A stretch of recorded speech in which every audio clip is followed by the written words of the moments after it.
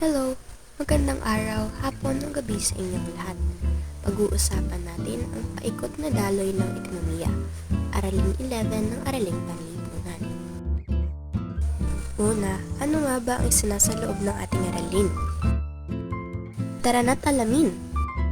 Dito natin matututunan kung paano nga ba dumadaloy ang ekonomiya sa sambahayan, bahay kalakal, pamahalaan at ang panlabas na sektor ng ekonomiya.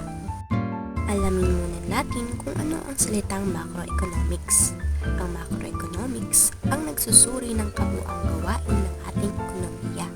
Matatalakay din natin kung ano ba Gross Domestic Product o GDP, Gross National Product o Gross National Income o GNP at GNI at iba pang pananalapi ng bansa tungkol sa macroeconomics.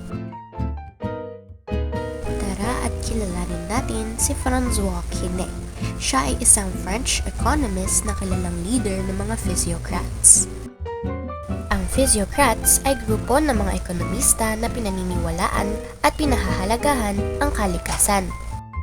Ngayon, alamin natin kung paano naman dumadaloy ang ugnayan ng sambahayan at bahay kalakal. Dito sa larawan na aking ipapakita, maiintindihan na ang sambahayan at bahay kalakal ay nagtutulungan. Makikita na ang bahay kalakal ang naglilikha ng produkto at ang sambahayan naman ang kumukonsumo. Paikot-ikot at paulit-ulit lamang ang daloy nito. Sa sambahayan nanggagaling ang mga entrepreneur, panggawa at iba pa, habang ang mga salik na nabanggit ay gagamitin ng bahay kalakal upang makalikha ng mga produktong ikokonsumo ng sambahayan.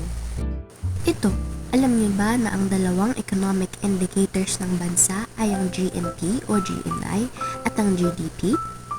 Ngayon na natin pag-uusapan kung ano ang ginagawa ng Gross Domestic Product, Gross National Product o Gross National Income.